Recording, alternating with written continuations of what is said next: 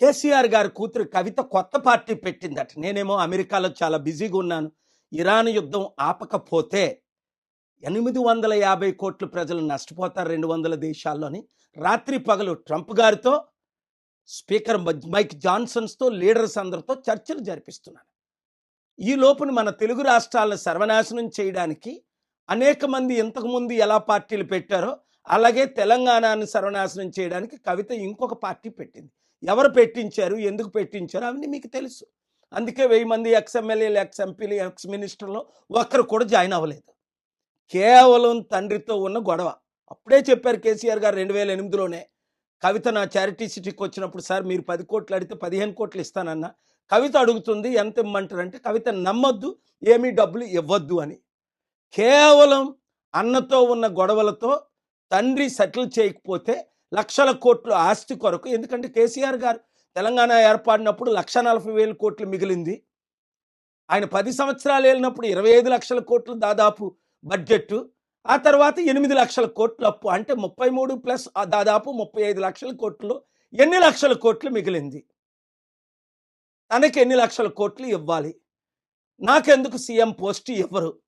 నా దగ్గర 1000 కోట్లు ఉన్నాయి, నేను ఖర్చు పెడతాను అని ఇప్పుడు కోట్ల రూపాయలు ఖర్చు పెట్టి ఫ్రంట్ పేజీలో న్యూస్లో వేయించుకొని, మన బీసీ అంటే నేను బీసీగా మాట్లాడుతున్నాను, మన కాపులు, నేను కాపుగా మాట్లాడుతున్నాను, ఎస్సీ మన ఎస్సీ, ఎందుకంటే నేను ఎస్సీ దళితుల అమ్మాయిని పెళ్లి చేసుకున్నాను కనుక కులాలకు, మతాలకు, ప్రాంతాలకు అతీతంగా నేను సేవ చేశాను కాబట్టి మనల్ని మోసం చేయడానికి మరలా కవితని దించారు. 80 సంవత్సరాలు మన బీసీల్లో ఒక్కడు ముఖ్యమంత్రి అయ్యాడా? 60% ఉన్నా. మన కాపుల్లో ఒక్కడిని ముఖ్యమంత్రి చేశారా? 27% ఉన్నా. మన దళితులు కానీ, ఎస్టీలు కానీ, ముస్లింలు కానీ, క్రిస్టియన్స్ని కానీ ఒక్కరిని 5 సంవత్సరాలు ముఖ్యమంత్రి చేశారా? ఇప్పుడున్న పార్టీలు 12 మంది రెడ్లు అయ్యారే. 3% ఉన్న వాళ్ళు 3 అయ్యారే. మనల్ని అవ్వనెవరు?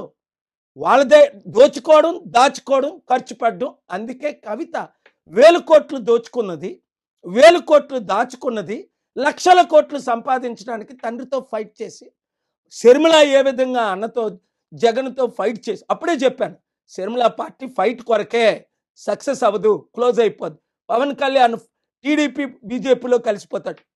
చిరంజీవి కంప్లీట్గా కాంగ్రెస్ పెట్టిన పార్టీ కాంగ్రెస్లో విలీనం అవుతాడని 2008లో నేను చెప్పలేదా? 2011లో ఆయన విలీనం అయిపోలేదా ఎంపీ తీసుకొని? ఇంకెన్నిసార్లు మోసపోతారు? మంచి వారికి అవకాశం ఇవ్వలేదా కోదండరాం లాంటి వాళ్ళకి?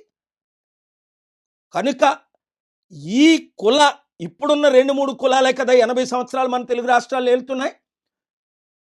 ఈరోజు తెలంగాణ అప్పు 10-12 లక్షల కోట్లు, ఆంధ్ర అప్పు 13 లక్షల కోట్లు. అప్పులు ఎలా తీర్చుతారని అడిగితే కవిత అంటది 1,00,000 కోట్లు మిగిలి ఉన్నాయట. అంటే ఆవిడ కనీసం ఏబిసిడీలు కూడా తెలియదు.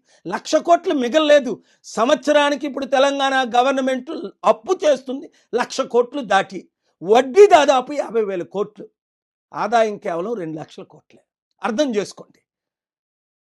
వీళ్ళ వలన, కవిత వలన ఎవ్వరికి ఒరిగేది ఏమీ లేదు. కేవలం తన ఫైట్ కొరకు BC, SC, ST, Christian, Muslims అందరూ ఏకం కండి గద్దరన్న చేరిన ప్రజాశాంతి పార్టీ.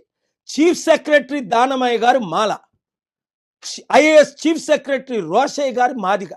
కులాలను పక్కకు పెట్టి రండి పాల్ గారితో చేరుదామని మన ప్రజాశాంతి పార్టీలో చేరారు. రిటైర్డ్ డీజీపీ సాంగ్లియానా గారు ఇప్పుడు కూడా బ్రతికే ఉన్నారు. ఇలాంటి 100 మంది గద్దరన్న లాంటి వారు ఎందుకు చేరారు? నేను ఒక్కడనే అభివృద్ధి చేయగలను, అప్పులు తీర్చగలను, కంపెనీలు తీసుకొచ్చాను, కంపెనీలు తీసుకురాగలను, ఎకానమీని డబుల్ చేయగలను. ప్రపంచంలో ఉన్న నాయకులందరూ నాకు తెలుసు, బిజినెస్ లీడర్స్ అందరూ తెలుసు. ఇప్పుడు వరకు 100 కంపెనీలు తీసుకొచ్చాను, అప్పుడు చెప్పుకోలేదు, ఇప్పుడు చెప్తున్నాను. ఎందుకు అంటే మన రాష్ట్రాలు బాగుపడాలి, మన దేశం బాగుపడాలి. చైనా జీడిపి 22 ట్రిలియన్కి వెళ్ళిపోయింది 37 సంవత్సరాల కిందట. మనం ఈక్వల్ జీడిపి మంది కూడా, చైనాది కూడా సేమ్ జీడిపి ఆల్మోస్ట్.